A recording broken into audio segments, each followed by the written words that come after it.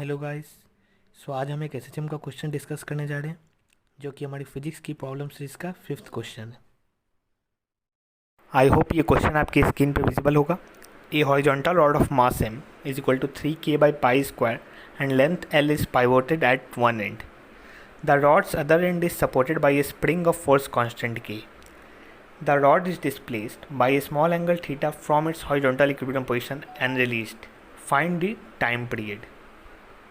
Maximum benefit, you should first try the question on your own and then check the further solution. तो चलिए देखते हैं इसे कैसे सॉल्व करना है। तो उसके लिए हमें सबसे पहले एक रफ डायग्राम बना लेना होगा। तो इस क्वेश्चन में दो सिचुएशन आने वाले हैं। तो इनिशियली क्या दिया हुआ है कि ऐसे कोई वाल है और फिर यहाँ से एक रॉड है जो अटैच्ड है इस वाल से, और उससे एक स्प्रिंग अटैच्ड है।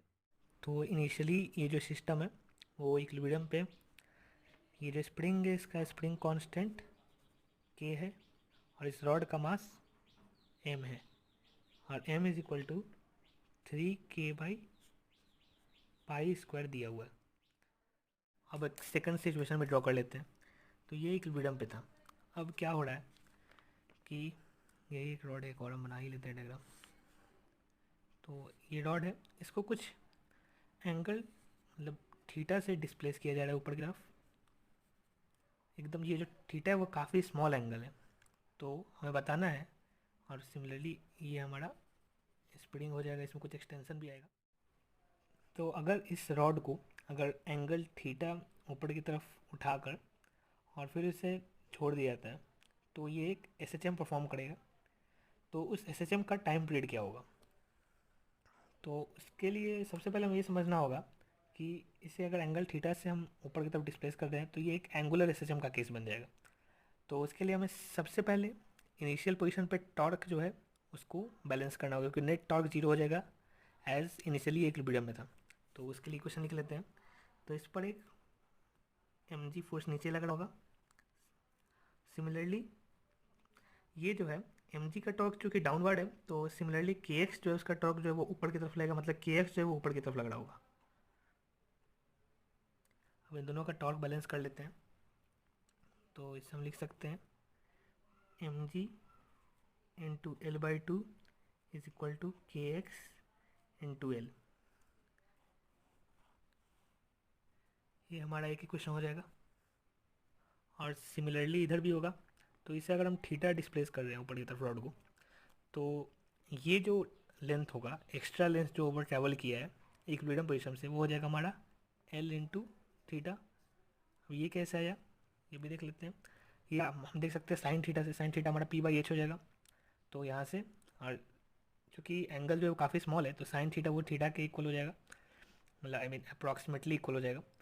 तो ये वाला लेंथ एल थीटा हो जाएगा। अब ये हमारा इक्विलिब्रियम पोजीशन था, लेकिन ये हमारा नेचुरल लेंथ नहीं था। तो नेचुरल लेंथ कहाँ पे होगा? तो सबसे पहले इनिशियली ये कुछ एक्स डिस्टेंस, आई मीन जैसे मान लेते हैं कोई भी, ये कुछ एक्स डिस्टेंस नीचे था इक्विलिब्रियम पोजीशन से, तभी ये बैलेंस कर रहा था। यहाँ पे हमने निकाला है, यहाँ से हम एक्स भी देख सकते हैं कि कितना नीचे था। और फिर ये एल थीटा डिस्टेंस ऊपर चला गया इक्विलिब्रियम पोजीशन से। तो हमें नेचुरल लेंथ से दिखना है। तो नेचुरल लेंथ से कितना होगा, मान लेते हैं यहाँ पर हमारा नेचुरल लेंथ था, ठीक है इनिशियली।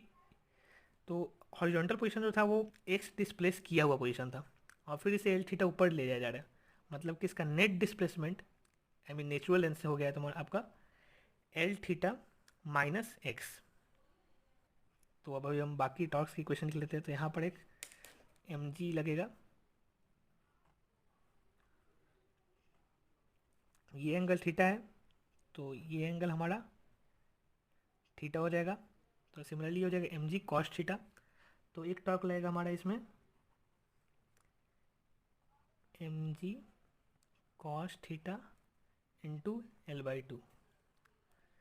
सिमिलरली अब एक और इक्वेशन हमारा, एक और टॉर्क लगेगा, वो होगा इस के एक्स के कारण। तो के आई मीन जो भी ये स्ट्रिंग है, स्प्रिंग फोर्स है, उसके भी वजह से लगेगा।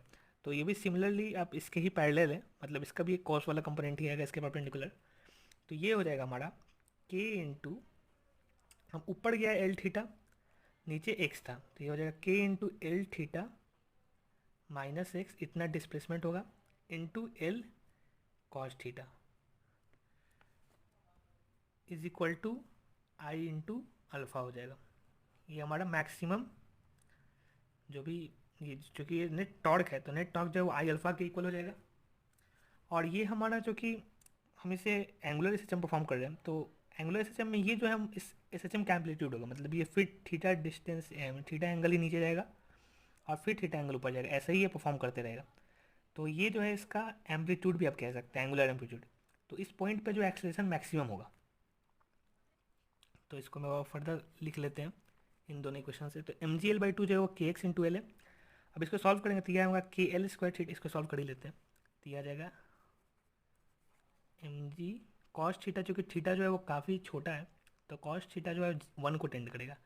तो M G L by two plus K L theta L square theta minus K X into L cos theta, तो वही 1 के टेंड करेगा। और आई जो है वो हम हिंज पॉइंट के अबाउट क्या हो जाएगा हमारा, तो ये रॉड है तो इसका हिंज के अबाउट मोमेंट ऑफ इनर्शिया होता है M L square by three, तो यहाँ पे हो जाएगा M L square by three. और चूँकि ये एंगुलर एस एच एम था तो उसमें क्या होता है मैक्सिमम एम्पलीट्यूड, आई मीन उस पॉइंट पे मैक्सिमम एक्सलेशन होगा। तो मैक्सिमम एक्सलेशन क्या हो जाता है ओमेगा स्क्वायर थीटा, तो ये हमारा हो जाएगा ओमेगा स्क्वायर थीटा। तो अब हम इसको सॉल्व कर लेते हैं। तो सब एक हमने यहाँ पे इक्वेशन डिराइव किया था M G L by two जो है वो के एक्स एल के बराबर है, तो ये दोनों क्वान्टिटीज सेम है और जो कि यहाँ पे माइनस है तो ये दोनों कैंसिल आउट हो जाएंगे। सिमिलरली यहाँ पे एल स्क्वायर से एल स्क्वायर चला जाएगा और एक थीटा से थीटा चला जाएगा। तो हमारा फाइनल आंसर आ जाएगा यहाँ से m by three into omega square is equal to K. तो यहाँ से हमारा ओमेगा स्क्वायर आ जाएगा 3k बाई एम और ओमेगा यहाँ से हमारा आ जाएगा 3√3k बाई एम। अब m का वैल्यू हमारा क्या था, तो m का वैल्यू जो है वो था 3k बाई पाई स्क्वायर, तो इसको हम इसमें पुट कर देंगे तो ये हमारा आ जाएगा ओमेगा √3k बाई ऊपर पाई स्क्वायर चला जाएगा तो ये चला जाएगा। तो यहाँ से ओमेगा जो है हमारा फर्दर आ जाएगा पाई। तो टाइम पीरियड क्या होता है हमारा, आई मीन ओमेगा को हम ऐसे भी लिख सकते हैं 2 पाई बाई टी, तो 2 पाई बाई टी जो है वो पाई की इक्वल हो जाएगा। तो यहाँ से हमारा टाइम जो है आई मीन टाइम पीरियड जो है वो 2 सेकेंड आ जाएगा, जो कि हमारा फाइनल आंसर है। तो हमने देख लिया कि इस क्वेश्चन को कैसे सॉल्व करना है, तो एक बार हम इसको समराइज़ भी कर लेते हैं। तो इनिशियली क्या था, तो इनिशियली ये हॉरिजॉन्टल पोजीशन में रॉड था, तो हॉरिजॉन्टल पोजीशन में रॉड था तो इसके लिए टॉर्क जो है वो नेट टॉर्क 0 हो जाएगा। तो उसका इक्वेशन लिखा हमने एम जी इंटू ये डिस्टेंस एल बाई टू हो जाएगा, क्योंकि एम जी जो है वो सेंटर ऑफ मास से पास करेगा। सिमिलरली के एक्स इंटू एल भी 0 हो जाएगा, सॉरी के एक्स इंटू एल का भी एक टॉर्क आएगा जो कि इसके जस्ट अपोजिट डायरेक्शन में आएगा क्योंकि नेट टॉर्क 0 है। तो इन दोनों का आई मीन मैग्नीट्यूड सेम हो जाएगा, डायरेक्शन अपोजिट हो जाएगा। अब सेकेंड हमने क्या किया कि इसे एकदम थीटा एंगल ऊपर डिस्प्लेस कराया इस रॉड को, और जो थीटा था वो काफ़ी स्मॉल था।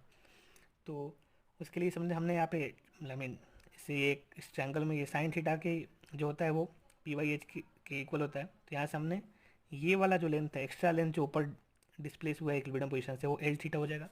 अब इक्विलिब्रियम पोजीशन जो था वो खुद ही एक्स डिस्टेंस नीचे डिस्प्लेस हुआ था, आई मीन इक्विलिब्रियम पोजीशन कहाँ था, तो मतलब आई मीन इसका नेचुरल लेंथ जो होगा कुछ यहाँ पे होगा अगर इस डायग्राम में देखें तो ये एक्स डिस्टेंस नीचे डिस्प्लेस हुआ था और फिर यहाँ से एल थीटा डिस्टेंस ऊपर डिस्प्लेस हुआ है।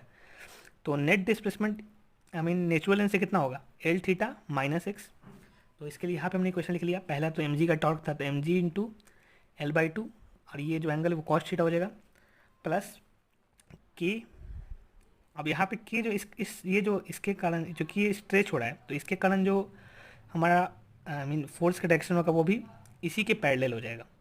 तो ये हो जाएगा K into L theta minus x into L, फिर ये भी इसका ही कंपोनेंट सेम ही चूँकि दोनों पैरेलल फोर्सेज हैं तो इसके परपेंडिकुलर कंपोनेंट दोनों का सेम ही आएगा तो वो कॉस थीटा हो जाएगा इज इक्वल टू, अब net torque equal to I into alpha के इक्वल होता है। इसका आई जो होता है वो M L square by three होता है उसको पुट कर दिया। अब चूंकि ये एक एंगुलर एसएचएम था और थीटा एंगल डिस्प्लेस करने पे वो अपने मैक्सिमम एम्पलीट्यूड पे था, आई मीन जो भी एम्पलीट्यूड है उस पे था, तो वहाँ पर उसका जो एक्सेलेरेशन है वो मैक्सिमम हो जाता है। और हमें पता है कि एंगुलर एसएचएम में मैक्सिमम एक्सेलेरेशन हमारा ओमेगा स्क्वायर थीटा होता है, तो अल्फा की जगह हमने ओमेगा स्क्वायर थीटा पुट कर दिया और फिर इसको सॉल्व किया। तो ये M G L by two से ये के एक्स इंटू एल के इक्वल था, तो M G L by two K X दोनों कैंसिल आउट हो गए। तो यहाँ से हमारा ओमेगा आ गया 3k/m। उसके बाद हमने m का वैल्यू पुट किया, तो यहाँ से हमारा ओमेगा पाई आ गया और टाइम पीरियड 2 सेकंड आ गया। तो आई होप ये क्वेश्चन आपको क्लियर होगा। तो अगर आपको इससे रिलेटेड कोई भी डाउट हो तो आप कमेंट सेक्शन में इसे मेंशन कर सकते हैं। और जो भी हमारे चैनल पर नए आए हैं उस चैनल को सब्सक्राइब कर दें और हमारी वीडियो को लाइक और शेयर कर दें।